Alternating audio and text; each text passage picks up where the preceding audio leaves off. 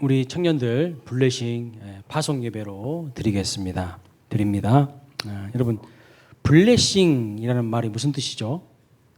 블레싱, 복을 받는 것을 의미하죠. 하나님의 은혜와 선물을 의미합니다. 그래서 구약 성경에서 이 복을 히브리어로 바라크라는 단어를 썼어요. 근데 오늘 12장 2절에 보시면 내게 복을 주어 복이 될지라 할 때 이 복이 바로 바라크입니다. 바라크. 또 민수기 6장에 보시면 24절부터 26절에 구약의 축도가 나와요. 구약의 제사장의 축도가 나오는데 거기 보면 여호와는 내게 복을 주시고 너를 지키시기를 원하며 할 때 이 복도 바라크입니다. 근데 이 구약 성경의 복이요, 신약 성경으로 넘어오면 예수님이 말씀하신 팔복이 됩니다. 팔복. 자, 오늘 신기하게도 제가 짜 맞추려고 한 것도 아닌데 팔복 설교가 지난주까지 다 끝났어요. 그리고 이제 우리 청년들이 블레싱을 가게 되었습니다. 이번 블레싱을 통하여서 복으로 살아가는 삶에 대해서 현장 속에서 현장감 있게 느끼시고 또 경험하고 돌아오는 그런 시간이 되시기를 주님의 이름으로 축복합니다. 자, 그렇다면 오늘 설교 제목처럼 복으로 산다는 것은 무엇을 의미하는 것일까요? 우리 옆에 계신 분들에게 한번 이렇게 인사하겠습니다. 당신은 복덩이이십니다. 인사하겠습니다. 시작. 당신은 복덩이이십니다. 네. 복덩이 맞죠? 네. 하나님께서요, 인간을 제일 먼저 창조하신 다음에 뭐 하셨나? 복을 주셨다고 말씀하고 있어요. 복을. 창세기 1장 27절 28절 보세요. 하나님이 그들에게 복을 주시며 그랬어요. 복을 주시며 땅에 충만하고 땅을 정복하고 모든 생물을 다스리라 이렇게 말씀하신 것을 볼 수가 있습니다.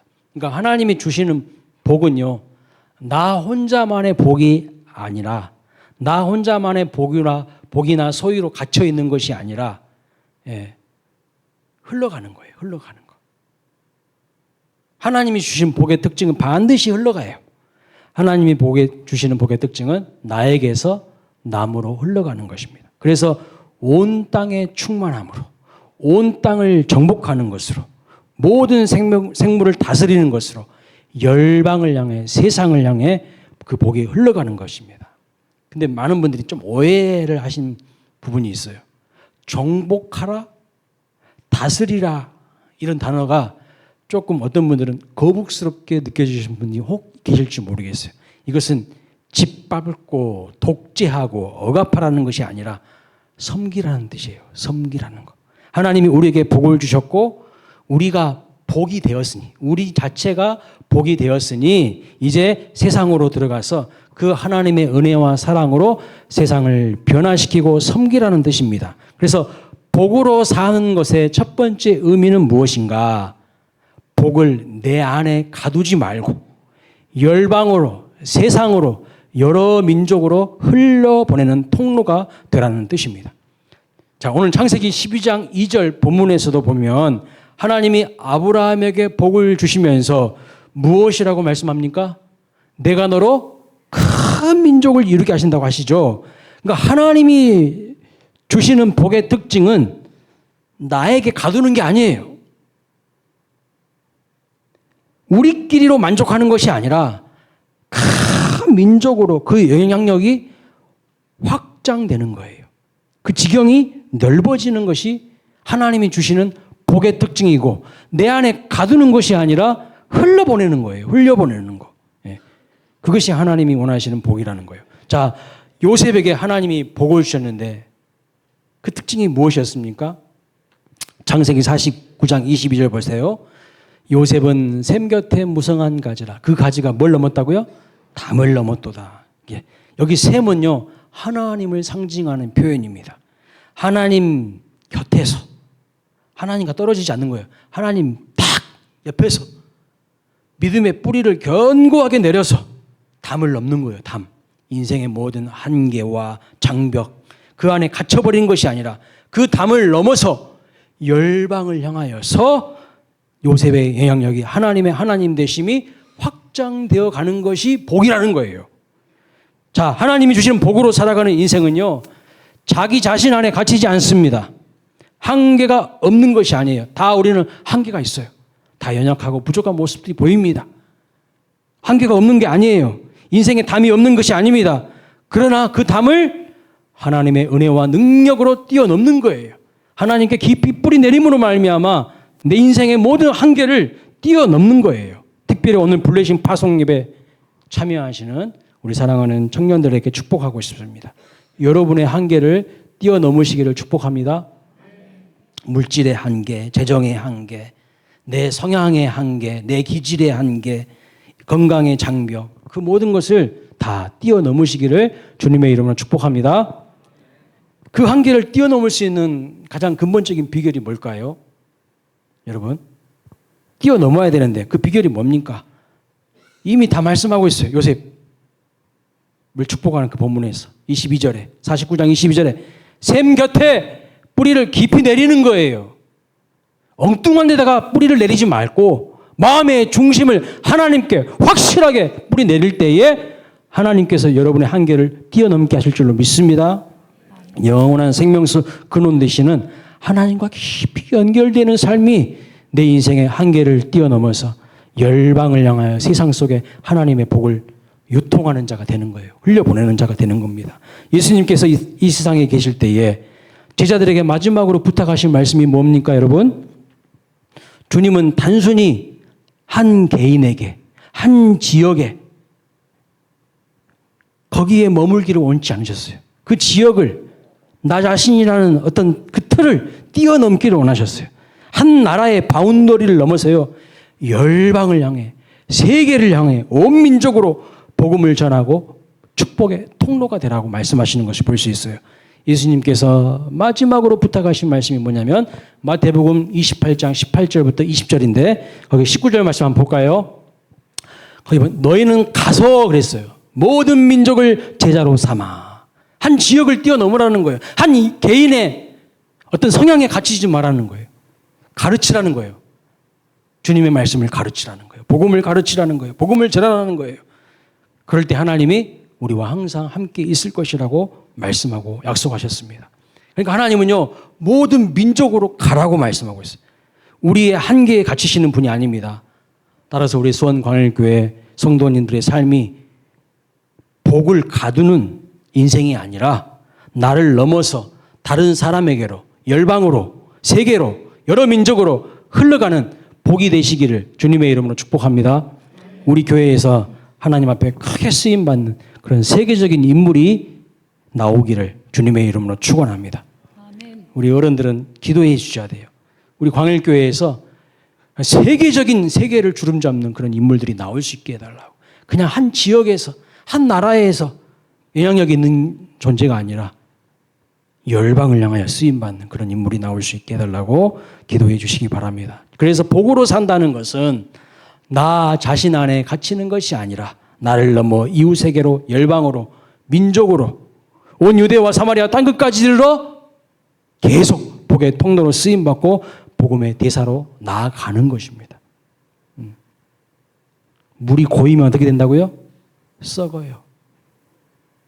그리고 우리들끼리 치고받고 싸워요. 예. 열방을 향하여서 나아가야 된다는 것입니다. 그래서 내년부터는요, 우리 교회도 가까운 해외에 단기 선교도 가고 또 선교 아울리치 갈 계획을 하면서 여러 루트를 알아보면서 지금 계획을 세우고 있습니다. 예. 지금부터 기도하시고, 예.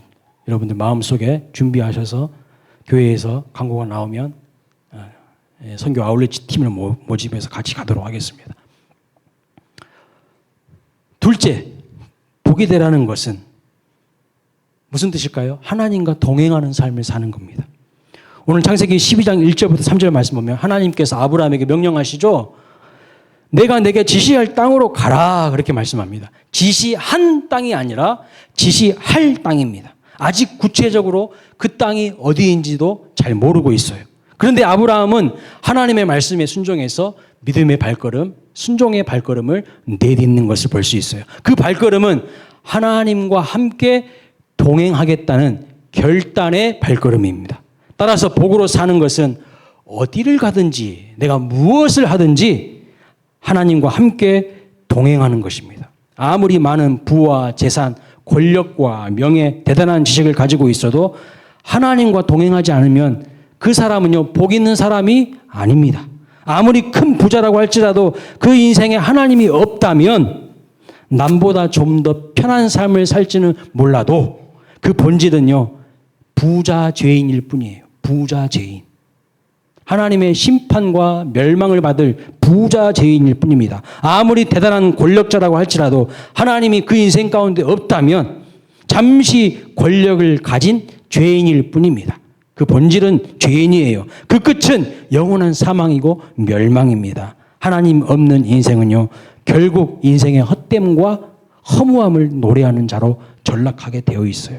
하지만 복으로 산다는 것은 어떠한 형편에 있든지 내가 무엇을 하든지 어떤 처지와 상황에 있든지 하나님을 내 삶의 주인으로 모시는 삶이에요. 내 삶의 왕으로 모시는 삶이어서 그분과 동행하는 겁니다. 여러분의 삶이 주님과 동행하시는 복된 삶이 되시기를 주님의 이름으로 축원합니다. 주님과 동행하는 삶의 특징이 무엇입니까? 주님이 가라고 하면 가는 거예요. 주님이 가라고 하면 가는 거예요. 주님이 멈추라고 하면 멈추는 겁니다. 그래서 복으로 산다는 것은 무슨 뜻인가? 주님의 말씀을 따라 살아가는 삶이라는 거예요. 주님의 말씀을 따라 살아가는 삶. 아브라함도요, 하나님의 말씀을 따라서 나아갑니다. 주님의 말씀을 따라서 믿음으로 나아간 아브라함에게는 무엇을 주셨습니까? 가나안 땅을 주셨어요. 가나안 땅. 신앙의 자유를 위해서 많은 것을 포기하고 떠난 청교도들에게는 무엇을 주셨습니까? 신대륙의 축복을 주셨어요. 여러분, 복의 반대가 뭘까요? 복. 복으로 사는 것은 하나님과 동행하는 거라고 있잖아요. 그럼 복의 반대가 뭡니까? 저주입니다. 그럼 저주는 뭐냐? 하나님 없이 살아가는 삶이 저주예요. 복은 하나님과 동행하는 삶이고 저주는 하나님 없이 자기 멋대로, 자기 마음대로 자기가 자기 인생의 주인 되어서 살아가는 삶이 저주받은 인생인 거예요. 저는 우리 교회의 모든 성도님들이 하나님과 동행하시는 그런 축복된 인생이 되시고 복으로 살아가시기를 예수님의 이름으로 축원합니다. 자, 세 번째, 복으로 산다는 것은 무엇을 의미하는 것인가? 내가 가지고 있는 복을요, 남에게 주는 거예요. 남에게 주는 거. 내가 행복해야 여러분 다른 사람에게 그 행복도 줄 수 있습니다. 사랑을 많이 받아본 사람이 다른 사람도 건강하게 사랑할 수 있습니다. 그래서 예수님이 팔복을 설교하셨잖아요. 지난주까지 팔복 설교를 들으셨는데 그 팔복은요, 모두 다 하나님과의 관계에서 누리는 행복한 상태를 말하는 거예요. 하나님과의 깊은 친밀한 관계에서 누리는 복을 말하는 거예요. 그래서 심령이 가난한 자, 애통하는 자, 온유하는 자, 의에 줄이고 목마른 자, 긍휼히 여기는 자, 마음이 청결한 자, 화평케 하는 자, 의를 위하여 핍박받는 자, 모두 하나님 나라에 속하여서 여러 가지 다양한 참된 복을 누리는 자들이라는 것입니다. 그 사람들이요, 다른 사람들을 복되게 할 수가 있어요. 우리 교회 모든 성도님들이 이러한 복을 누리시고 경험하게 되시기를 주님의 이름으로 축원합니다. 이렇게 복받은 자들이요, 다른 사람들에게도 이 은혜와 복을 나누고 줄 수가 있는 거예요. 그래서 복으로 사는 것은요, 주는 거예요. 주는 거. 자꾸 가지려고 하고 빼앗으려고 하고 움켜쥐려고 하고 내 안에 그것을 가두려고 하는 게 아니에요. 자, 그러면 여러분, 우리가 누군가에게 무엇을 주면 하나님은 그것을 눈여겨보셨다가 반드시 우리에게 무엇로 돌려주실까요? 더 큰 복으로 돌려주십니다. 이게 영적인 원리예요. 이걸 깨달아야 돼요. 그래서 예수님이 뭐라고 말씀하셨습니까? 사도행전 20장 35절 같이 한번 읽어봅니다. 시작. 주 예수께서 친히 말씀하신 바 주는 것이 받는 것보다 복이 있다 하심을 기억하여야 할지니라. 예수님께서 뭐라고 말씀하셨냐? 주는 것이 받는 것보다 복이 있대요.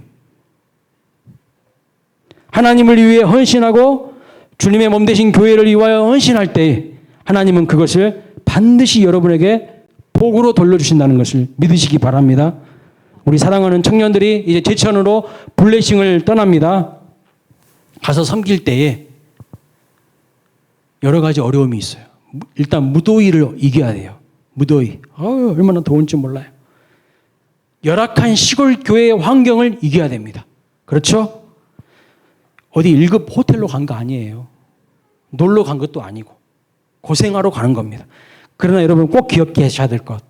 여러분이 기쁨으로 감사함으로 기꺼이 여러분의 몸과 마음을 헌신할 때 하나님은 여러분의 인생에 그것을 복으로 큰 열매로 다시 돌려주실 줄로 믿습니다. 그것을 깨달아야 돼요. 주는 자가 복되다고 했어요.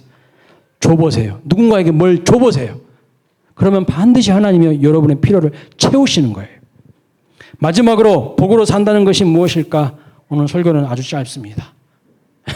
이후에 순서가 많기 때문에. 자, 3절 말씀 같이 한번 읽어보겠습니다. 본문 3절 시작. 너를 축복하는 자에게는 내가 복을 내리고 너를 저주하는 자에게는 내가 저주하리니 땅의 모든 족속이 너로 말미암아 복을 얻을 것이라 하신지라.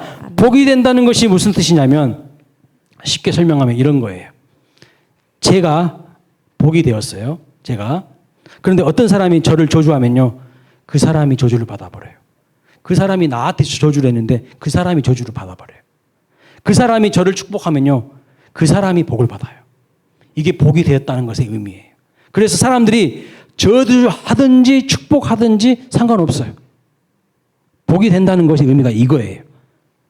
사람들이 나에게 뭐라고 하든지 그것이 중요하지 않는 특별한 존재가 되는 것입니다. 하나님이 우리를 복이 되게 하시는 이유는 더 이상 복과 저주 속에 전전긍긍하고 살아가는 그런 삶의 방식에서 우리를 자유롭게 하시겠다는 의미예요.